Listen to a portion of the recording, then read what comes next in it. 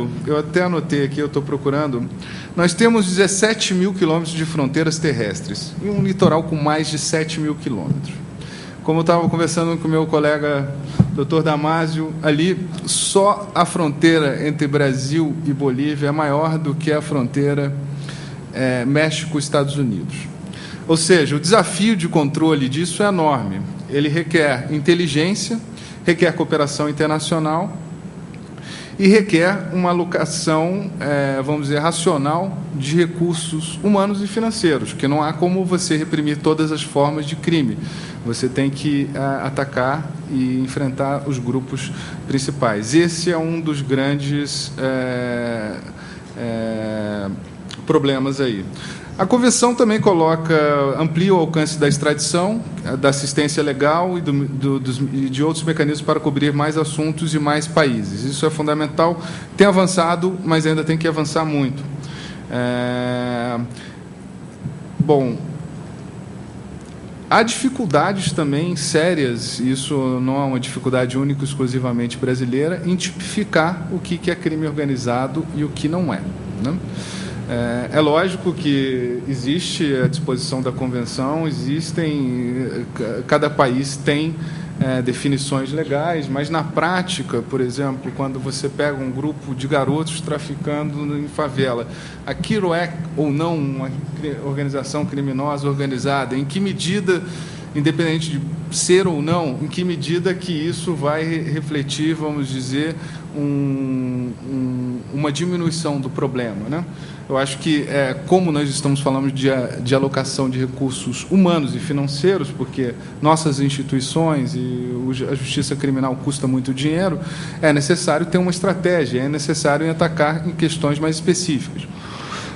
Uma coisa, por exemplo, é importante se mencionar ao nível regional, que, por exemplo, embora a Colômbia seja o grande mito da produção de cocaína, ela pouco nos afeta, né? A cocaína, os relatórios do NADC vêm repetidamente mostrando nos últimos anos que grande parte da cocaína produzida na Colômbia e também no Peru, ela vai para a América do Norte e para a Europa e não vem para o Brasil, né?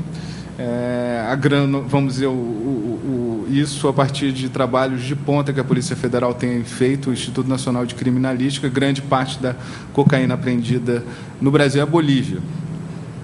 90% da maconha é paraguaia, ou seja, isso só para citar como poderia ser pensada uma estratégia ao nível regional, né? Você tem que estabelecer e fortalecer também as instituições desses países, né? Não adianta de nada que nós tenhamos, vamos dizer, um sistema de justiça criminal muito bem equipado, muito bem treinado, etc., se quando a pessoa cruza a fronteira, ela não tem chance de ser pega, ou vai encontrar com a polícia ou com um judiciário que seja corrupto, né? Isso é uma questão essencial. Aí, por exemplo, eu acho que no caso do tráfico de maconha e do tráfico de cocaína são dois países estratégicos aí para o Brasil pensar nisso.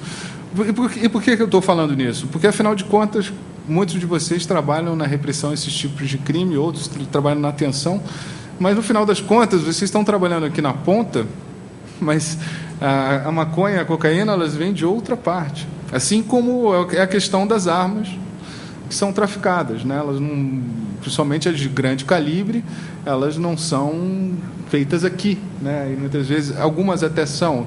Mas, bom, como também já mostrou um estudo do Ministério da Justiça, o grande problema no Brasil da violência armada são as armas de fogo, né? São as armas leves, vamos dizer, não são as de grande calibre. Muito embora, quando nós pensamos em crime organizado, é uma questão importante, sim, né? Quando a gente pensa nas favelas cariocas ou quando a gente pensa em ações do PCC e de outras organizações, essas armas têm um impacto muito grande, elas representam um poder de resistência, um poder de fogo muito grande com relação, né? Mas, bom, o Brasil também, o nosso relatório mundial de homicídios, que citava dados de 2009, nós éramos a terceira taxa de homicídios na região, né? Que era a taxa, ficando atrás apenas de Venezuela, que teve um aumento vertiginoso, e Colômbia. mas nós somos os primeiros em números absolutos, ou seja, apesar do tamanho da nossa população, no Brasil é onde se mais morre gente em número nessa região, nas Américas, né? Isso é um problema muito grave e grande parte delas, no caso das Américas, 74% dos crimes nas Américas, eu infelizmente não tive tempo de levantar o dado do Brasil, mas 74% dos crimes são por arma de fogo, né? Então o controle disso é fundamental, né? Também, assim, trabalhando, e eu não vou falar apenas do caso brasileiro, eu sempre gosto de colocar a coisa em perspectiva.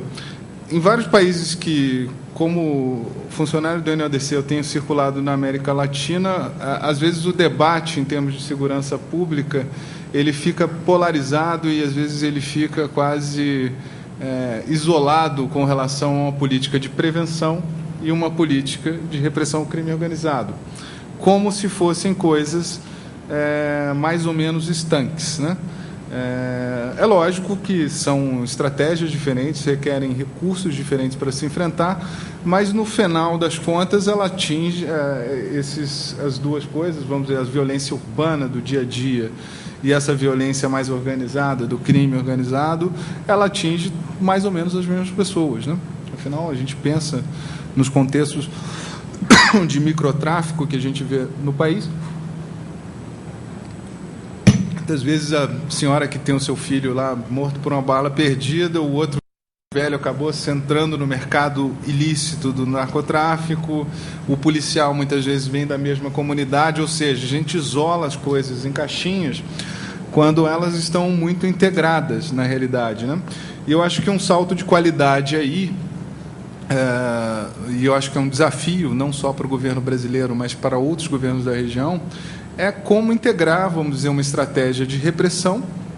Afinal de contas, você tem grupos armados, você tem, por exemplo, o PCC, que no último Fórum Brasileiro de Segurança Pública houve um grupo discutindo só as questões do PCC, de especialistas e pessoas da Justiça Criminal e da Universidade que estão trabalhando exclusivamente com o PCC. Eles realmente conseguiram uma capacidade de organização enorme, o número de policiais mortos em São Paulo é enorme, também o número de civis mortos pela polícia é enorme. Eu acho que nós temos um problema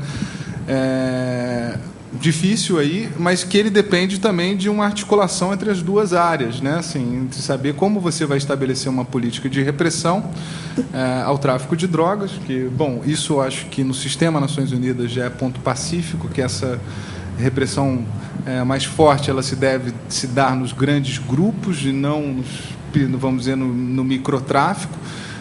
Por certo, a legislação brasileira que imprime certas coisas, mas o fato é que nós também temos um sistema carcerário superlotado, em que grande parte dessa população está relacionada à droga, né, mas não, vamos dizer, aos grandes esquemas do crime organizado, né? Isso eu acho que é um outro componente, é um desafio central em como articular uma política que, vamos dizer, implemente de maneira efetiva a Lei 11.343, que é a que nós temos agora, mas que, ao mesmo tempo, seja capaz de reprimir e de parar os grandes esquemas, né?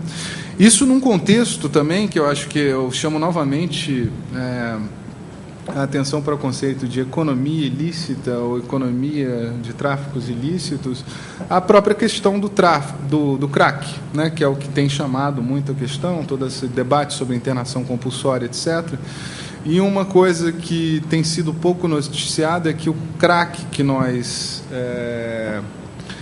que o Brasil anda consumindo não é o mesmo crack que foi a epidemia do crack nos anos 80, 90, nos Estados Unidos e no Canadá, principalmente, né? Naquele caso, era um subproduto do processo de produção da cocaína. No Brasil, isso o pessoal do Instituto Nacional de Criminalística da Polícia Federal mostrou com muita clareza.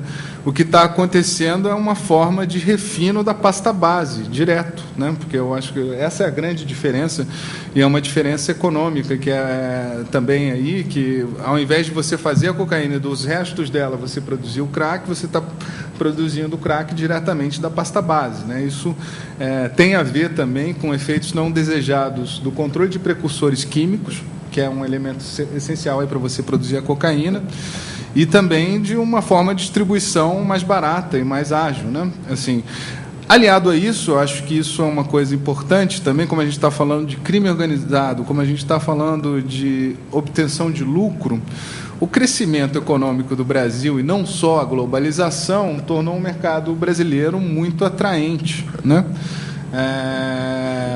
Para o tráfico de cocaína, por exemplo. Era uma coisa que talvez nos anos 80 não era tão atraente, mas esse ano é. Tem aquela pesquisa do Ronaldo Laranjeiras, que foi lançada há uns 2, 3 meses atrás, que aponta o Brasil como o maior consumidor de cocaína da região sul. A gente que questione um pouco a metodologia dessa pesquisa, mas o fato é que houve um crescimento. Esse crescimento não só foi pela cocaína inalada, mas também pela cocaína fumada, né, que seria o crack. Isso, a gente tem aí, vamos dizer, o grande elo entre, vamos dizer, o crime organizado transnacional, os grandes esquemas e o dia a dia da segurança pública, né? Porque, afinal de contas, uma grande mudança no mercado de tráfico da pasta base gerou problemas locais enormes para muitos de vocês aqui que trabalham na ponta, para os policiais militares, para o pessoal da Polícia Civil, para os secretários, para o pessoal do Ministério Público. Ou seja, você tem uma grande mudança no mercado de ilícitos que gera uma série de demandas ao nível local. Primeiro, uma demanda por repressão, assim, as pessoas não gostam de ver grupos de usuários de crack na rua, então tem a pressão em cima das polícias para tirá-los da rua. Em segundo lugar, as pessoas também demandam tratamento, né? Você tem mães de família, você tem várias pessoas aí que estão tendo seu círculo social, de amizades, etc., atingidos pelos efeitos danosos do consumo de crack, que gera uma demanda por serviços, CAPS-AD, etc. Como articular todas essas coisas, né? E eu acho que uma estratégia de enfrentamento ao crime organizado é um componente essencial aí, né? Bom, não é a posição do NLDC no Brasil definir o que é o crime organizado. Nós somos convidados pelo governo brasileiro a trabalhar aqui e, portanto, nós não devemos interferir na discussão política do país. Mas eu acho que uma questão que tem que ser pautada assim, de maneira mais objetiva seria o que realmente é o crime organizado, vamos dizer, ou melhor, e se não é possível, bom, se for possível mesmo definir o crime organizado, quais aquelas formas que mais danosas à sociedade deveriam ser enfrentadas, né? Porque são tantas e são tantos grupos operando, são tantas variáveis influindo que não é impossível atacar todas, né? É importante atacar as maiores. Por exemplo, a questão do PCC, depois do último Fórum Brasileiro de Segurança Pública, eu creio que deveria ser uma coisa a ser pensada. Muito embora a mídia não esteja noticiando, etc., quem trabalha no campo sabe muito bem como é difícil lidar com o PCC, né? Outro ponto, só para finalizar, é esse debate também que está acontecendo aí sobre proibição e legalização, e grupos pró, grupos totalmente contra, etc., que tem a ver também com crime organizado. Há muita gente que defende que isso seria, vamos dizer, um fim de vários grupos criminosos organizados, principalmente no narcotráfico. Mas a história de Chicago já mostra que mesmo há uma migração, é um mercado de ilícitos econômico, dinâmico, muito ágil. Então, não é o fato de você legalizar tudo que você vai ter, vamos dizer, o fim do crime organizado, porque passam por várias outras atividades, né? O caso das favelas cariocas, por exemplo, a televisão a cabo, a van e todos esses outros serviços que o Estado não faz, serviços de segurança, acho que a discussão é muito mais além disso. Por outro lado, também, assim, algumas é um debate legítimo, né? Mas eu acho que a grande questão aí é qual é a agenda mínima, né? Também aí nesse contexto, né? Porque se existem pessoas pró e contra a legalização, eu acho que todo um consenso fácil, por exemplo, é a criação de uma rede de assistência e tratamento e atenção a usuários de drogas, que é essencial. E eu acho que, independentemente de você ser contra ou a favor, é uma questão importante. Bom, eu acho que eu vou ficando por aqui e espero as perguntas do debate. Eu trouxe apenas umas questões de cunho mais geral. Queria agradecer a atenção. Muito obrigado.